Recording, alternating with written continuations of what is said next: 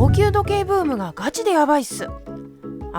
ロノスでも記事になっていたのでご存知の方も多いかと思いますが、スイスの時計輸出、これが今大変なことになっているんですよね。どうもこんにちは、社会派 VTuber です。それでですね、スイス時計協会が毎月スイスの時計の輸出額のデータなんかを公開していまして、先日2024年3月のデータが公表されたんですよね。それがなかなかえぐいことになっていまして、これなんですけど、腕時計の輸出額がですね、前年同月比でマイナス 15.9% に落ち込んじゃっているんですよね。いや、えぐいっていう状況でして、腕時計の輸出本数自体もマイナス 25.4% という次第でございます。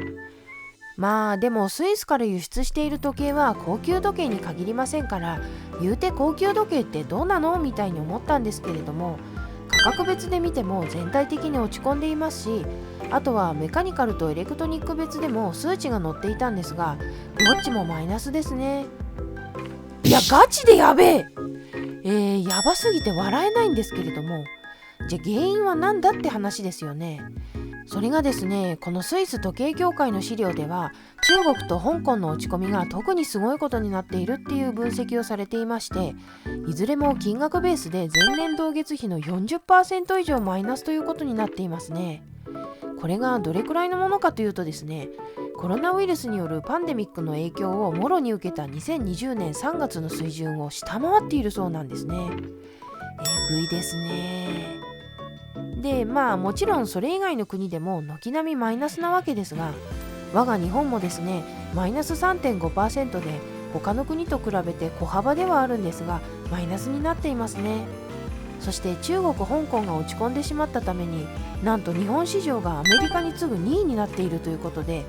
これは複雑なところで手放しでは喜べない結果ではあるんですが、そんな状況のようですね。それでなんで中国、香港がこんなに落ち込んでしまったのかというと、やっぱり景気の減速にあるだろうということのようなんですが、今の中国の景気ってそんなに調子悪いのかなと思って調べてみたところですね、三菱 UFJ リサーチ&コンサルティングによると、これが2024年5月の中国景気概況なんですけど、中国景気は減速しているが下げ止まりの兆しが見られる。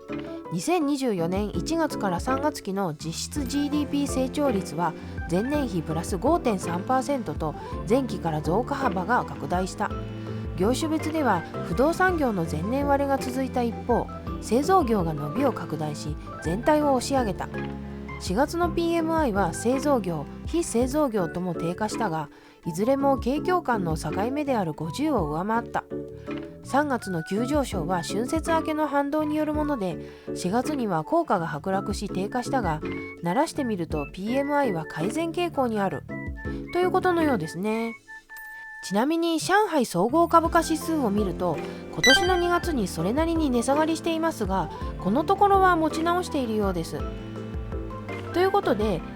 中国の景気も減速していることは間違いないんですが、今後もしかしたら少し改善していくのではないかと、そんな雰囲気を感じました。それで高級時計ブームに関しては結構大変なことになっていますという話なんですけれども、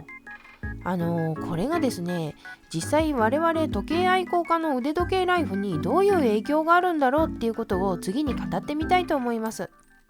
で、まずはデメリットですよね。どんなものがあるのかということなんですが、需要が減るっていうことは二次流通の価格が落ち着いてくると、そうなると時計の資産性が下がりますね。資産性が下がってどんなことが困るのかというとですね、一番困るのがリセールバリューが下がるってことではないでしょうか。今持っている時計を売ってコレクションを整理しようっていう方にとっては結構マイナスになってくると思いますね。新しい時計を買うにも軍資金が少なくなってしまいますから、これは影響がありますよね。それから高騰したモデルをつけてどやりたい人、これもどやりづらくなるんじゃないですかね。どやりたいっていうのは邪道かもしれませんが、そういう気持ちはないにしろ、自分が持っている時計がプレネになるのは悪い気はしないですからね。っていうか嬉しいじゃないですか。そういうのが少なくなるっていうのは残念ではありますね。我々の実害ってこの辺なのかなと思いますけれども、あともう一つ切実な問題がありまして、それがですね、単純に時計ファンが少なくなるっていうことじゃないですか。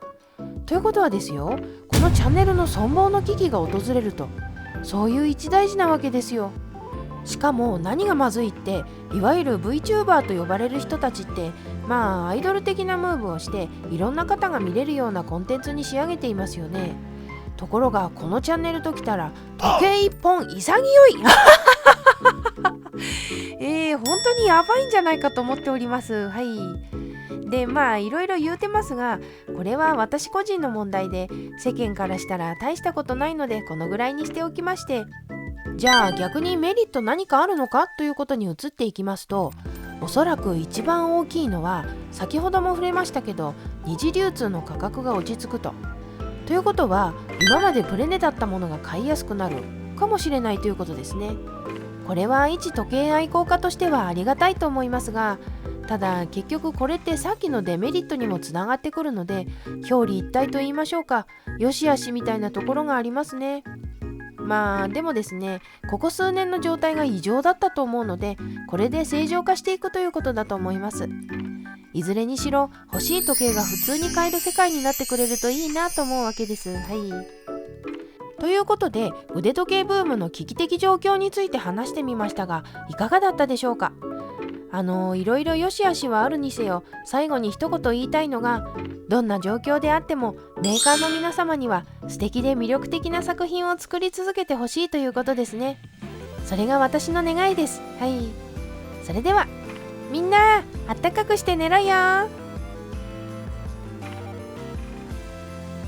いやー、しばらくショート動画の方は放置していたんですけれども、最近またショートも作りがちになってきていまして、この前投稿したドライフラワーの歌詞に時計ブランドをぶっ込んでも気づかない説っていうやつも思いついてからノリノリで作っちゃいましてね。歌唱力に関しては触れないでいただきたいんですけれどもいやー、多分そんなに需要はないだろうなと分かってはいるんですよ。お前さん、そんなのいいからおすすめの時計紹介しろよみたいな声が聞こえてきそうなもんだってことも。ただですね、ネタを考えるのが楽しくて、滑り散らかしてもついつい強い心でもってやっちゃうんすよね。俺は前から言ってる。することはねえって。リングの上は戦いなんだからよ。先輩も後輩もねえんだ。じゃあ力でやれよ、力で。やれるのか本当に。ってことですね。一応飛龍革命における猪木であることは申し添えます。はい。それでは。